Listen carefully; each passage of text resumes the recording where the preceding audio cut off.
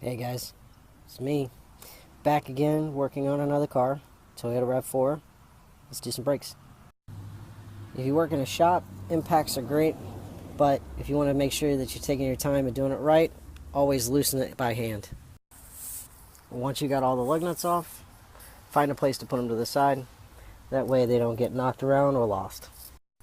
This time our job is rear disc brakes, so we're going to just have to take them off because there's no way to push them back. We'll have a tool for that later. So this is our caliper. On the back side of it, there's two bolts, top, bottom. That'll be what we take off next. Now my RAV4 has 14 millimeter bolts. So we've got our 14 millimeter socket. We'll use our wrench, ratchet, and go from there. So now that we got the bolts out, right there, we're going to pull the caliper off by lifting it away from the rotor. And it's actually just as easy as this. Alright. So we don't want our caliper hanging, so we're just going to set it up to the side and off out of the way. Next is the pads.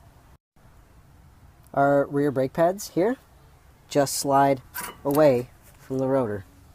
Look at the other side. Slide away. So just a brief conversation in regards to brake pads. The cheap brake pads do not come with this. This is called hardware. Replacing your hardware is just as important because it gets loose, it gets old, and it doesn't want to hold the pads in place like it should. So you have to take this off. With that new hardware, you limit how much of a possibility you have for squeaking and noises with your new brakes. Now, the hardware itself just pulls away. When it pulls away, you just pry it off and then replace it with a new one. Now, when it comes to the rotors, you want to check and make sure that there's nothing wrong with them. So they need to be smooth and shiny. If they're not, those are going to need repair. So here's a look at the difference between the old and the new brake pads. See the thickness? See the coloration? Old on the bottom, new on top. So now that we have the hardware in place, which is just popping it on exactly as it came off, we're going to put the new brake pads on. Just like the old ones slid out, you do kind of have to line it up because sometimes the new hardware isn't sitting flush. I do have to apologize for a mistake I made earlier. These are actually a combination of drum and disc brakes on the rear, so there's no screw back caliper. What that means is that I don't have to use this tool to push that caliper piston back. I just have to use a wrench. Even though a wrench will push it back, I have this little tool here that allows me to screw back the piston. It's just easier. This tool is the same shape as the caliper pad is, so that it lines it up and allows me to evenly and easily push it back. And that's all it takes. One hand. Not bad, right? Now pushing that back allowed us to open that spacing wide enough to fit over the new pads with the rotor. Once again, lining it up so that you can slide it back as it came off. Putting these two bolts back in and tightening them down. Now that we have the new pads on and everything's tightened down, we just need to put the wheel back on, hand tighten the lug nuts, and then we'll use the impact. Just a side note, when you're putting the wheel on, it's always best to line up the studs and the holes and lean it forward like this. What that does is it allows you to easily push up the wheel and put it in place where it should be.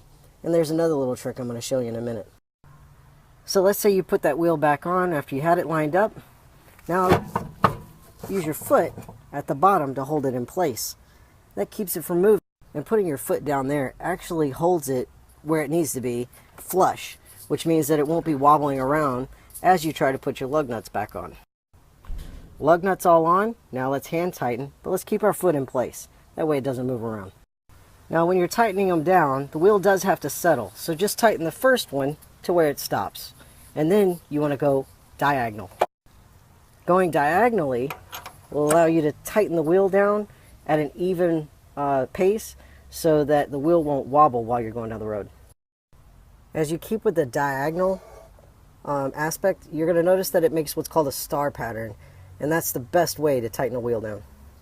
So now that we have all the lug nuts hand tightened, we use the impact to make sure that it's on there good. Once again, using the star pattern.